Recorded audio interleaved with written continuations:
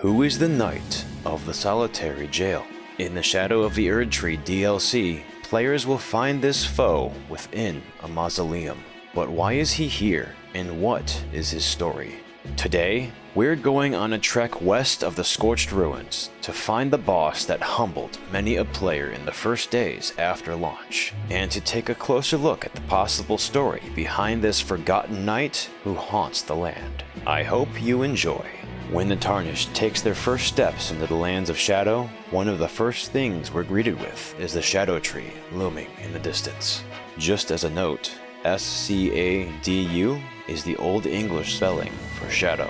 This great tree, appearing burned and leafless, hangs over the horizon and casts a feeling of sadness over the land. This is a fairly noticeable contrast to how we first saw the Erdtree and its saplings in the base game. The lands of shadow were once the home of Marika herself before she ascended to divinity. Her home, the Shaman Village, is found in Shadowview.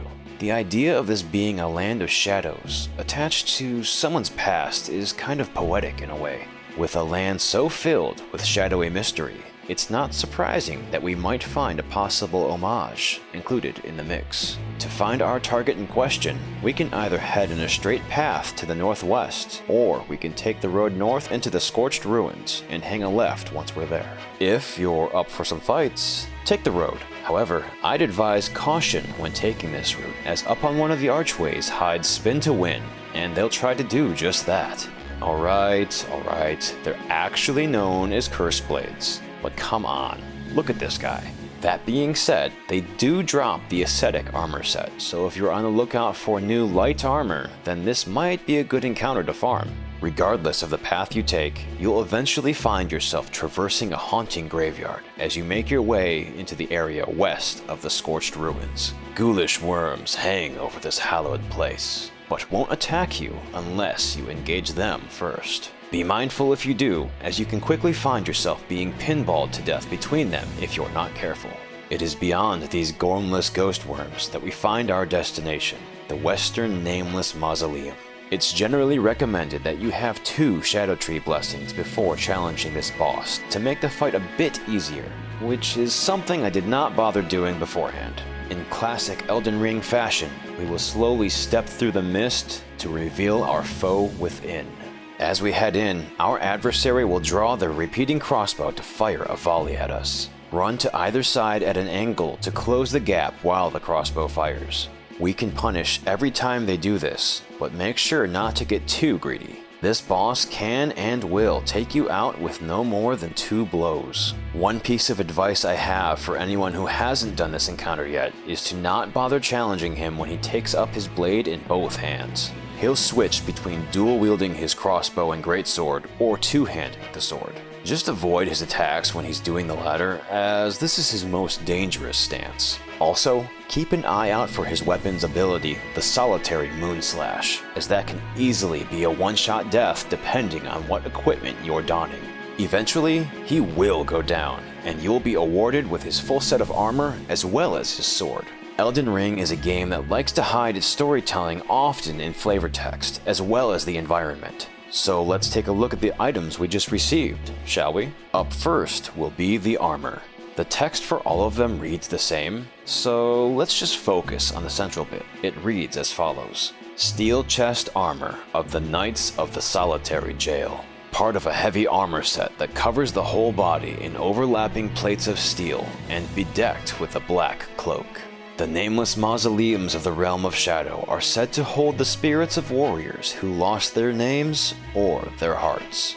We'll also take a look at the Greatsword of Solitude, whose text reads: A steel greatsword wielded by the Knights of the Solitary Jail. Through a secret rite, they relinquished their hearts for heightened battle prowess. Next, they engraved their blades with 2 crests, one depicting the light of birth and the other solitude. From what we read here, it sounds as though there should be more than one member of this order, but they all serve in solitude. Their existence certainly sounds lonely, especially depending on how you interpret the passage about them sacrificing their hearts for power. Is it literal or metaphorical? Metaphorically speaking, would it be giving up their ability to feel emotions? To love? If literal, I'd imagine we'd be looking at some manner of undeath being used to grant strength in battle, or perhaps some other sort of bodily sacrifice, which wouldn't be unfounded, as these Shadowlands are quite literally the land of the dead. In fact, to go a step further, we'd have to look to Mikola, as there may be a connection there. Kindly Mikola, brother of Melania, has a very specific power he holds over others. One we see in full effect during the final battle within Shadow of the Erdtree. That ability is to capture the hearts of others, to conjure affection for himself within them.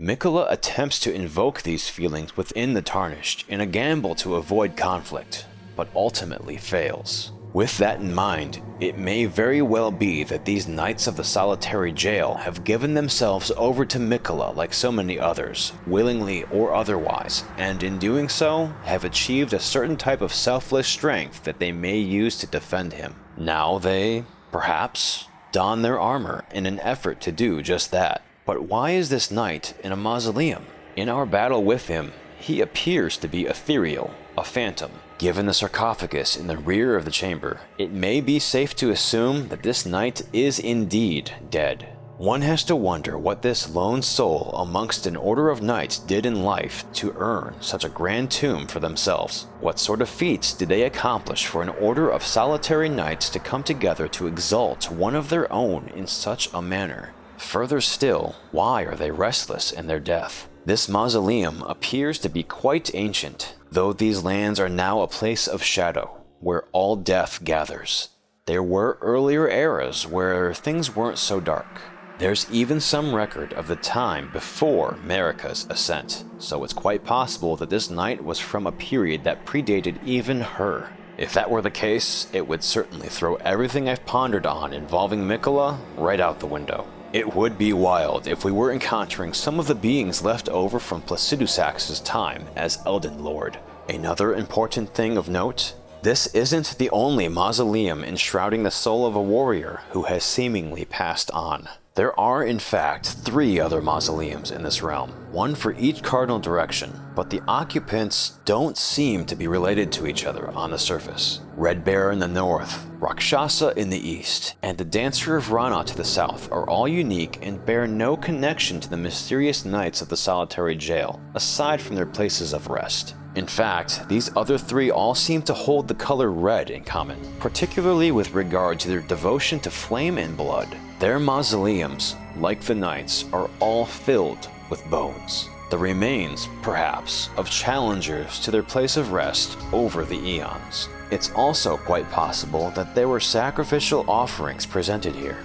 Further still is the fact that there are what appear to be coffins leaning against the walls. Followers, maybe? I've touched on how the Solitary Knight's tombs seem to indicate some level of reverence for the soul inside. This is echoed in each of these hallowed structures, as each of their mausoleums are lit by candlelight, something that one would think has to be maintained. Red Bear, Rakshasa, and the Dancer all seem to owe their madness to bloodlust or the dedication to their art. The Dancer of Rana's helm text reads as follows: Bright red hood of the Rana dancers enhances the power of dancing attacks. The dance of Rana is one of burning passion, and the most passionate dancers never allow their fiery dance to end, losing even their names as they dance on. To see the passion fade is to see the dancer's flame extinguished, losing even their names as they dance on. So, we have one name perhaps lost to the very art they practice. We also have to ask, what's in a name? I'm sure there's at least a few of you wondering why I've pronounced G-A-O-L as jail. Looking back through real-world history, the word jail can be pronounced with a soft or hard G. This is the old spelling of the modern jail and has the same meaning, much like the spelling for the Shadow Tree. Is the jail of the Solitary Knight their solitude itself?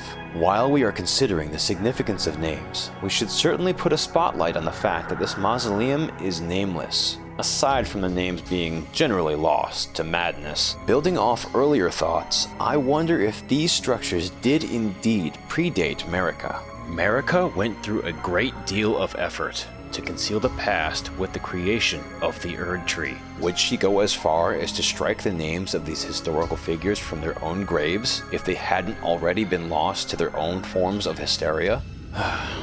I really wish we had more insight into these mysterious figures from the past ages of the lands between. Moving on to some sturdier, aesthetic notions with history to use as an anchor, there are some familiar aspects about this knight's armor as well as the knight himself. Now that we've learned that they're sacrificing something for power, willingly or otherwise, I believe there is a potential homage taking shape here for the solitary knight specifically.